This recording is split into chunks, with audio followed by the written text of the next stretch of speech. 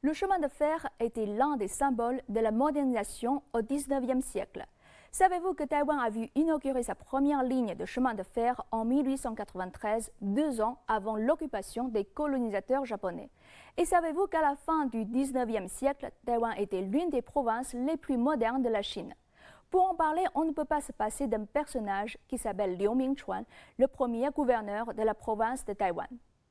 Né en 1836 à Hefei dans l'est de la Chine, Liu était un officier de la dynastie des Qing. Après avoir dirigé la lutte contre l'invasion des troupes françaises sur l'île de Taïwan, il a été désigné en 1885 comme premier gouverneur de la province de Taïwan. À ce poste, il a travaillé diligemment pendant 6 ans et modernisé l'île sous plusieurs aspects.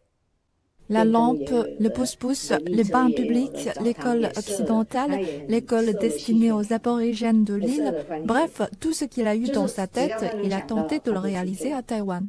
Le télégraphe aussi. C'est grâce à Liu Mingchuan que ce nouveau moyen de communication est devenu opérationnel à Taïwan. 1 an après sa prise de fonction, le câble a relié toute l'île. 2 ans après, c'est-à-dire en 1887, un câble sous-marin a relié l'île et le continent. Long de 216 km, ce câble relie Tanshui, le plus grand port de Taïwan, et l'île de Chuanshi, près de Fuzhou, capitale de la province du Fujian. La communication s'établit entre les deux côtés du détroit à l'ère du télégraphe. Un autre héritage de Liu Mingchuan pour Taïwan, c'est le chemin de fer. Grand amateur du train, Liu a présenté pour la première fois sa demande de construire un chemin de fer à l'empereur en 1880. Mais ce dernier n'a pas donné suite à sa demande, car à l'époque, la plupart des Chinois, qu'ils soient hauts fonctionnaires dans la cour ou petits commerçants dans la rue, étaient conservateurs et rechignaient aux nouveaux machins venus de l'étranger. Il faut attendre 7 ans pour que Liu puisse réaliser son rêve de chemin de fer. En avril 1887, en tant que gouverneur de Taïwan, il a renouvelé sa demande de construire un chemin de fer à l'empereur. Dans sa lettre, il lui a expliqué que le chemin de fer serait favorable à la défense de l'île et au développement de la province nouvellement créée.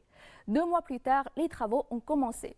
6 ans après, c'est-à-dire en 1893, Taïwan a vu inaugurer son premier chemin de fer. Long de 99 km, il reliait Keelung et Hsinchu en passant par Taipei. Et savez-vous à quoi ressemblent les premiers tickets de train? Ils sont comme ça, comme les timbres. En effet, la Poste de Taïwan était une autre initiative de Liu Mingchuan, mais elle n'a pas rencontré un grand succès, car les habitants de l'île n'étaient pas prêts à utiliser la poste. Les timbres commandés spécialement auprès d'un fabricant anglais ont dû changer de fonction et servaient de tickets de train. Maintenant, cette première ligne du chemin de fer est devenue historique. On voit ses traces dans les musées ou dans des sites historiques. L'une des 2 premières locomotives importées de l'Allemagne en 1888 est conservée dans un parc de Taipei pour nous raconter le grand début de la modernisation de Taïwan qui est étroitement lié à Liu Mingchuan, son premier gouverneur.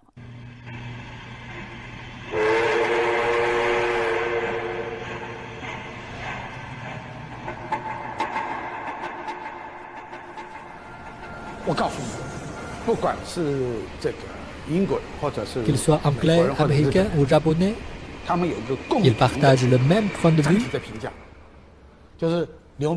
C'est grâce à Liu Mingchuan que Taïwan était parmi les provinces les plus modernisées en Chine. En 2014, à l'occasion du 130e anniversaire de la fondation de la ville de Taipei, une statue de Liu Mingchuan y a été inaugurée. Il ne pose pas avec l'air sérieux du gouverneur. Décontracté, il regarde affectueusement Taipei, cette ville où il a travaillé et qu'il a contribué à moderniser il y a plus d'1 siècle.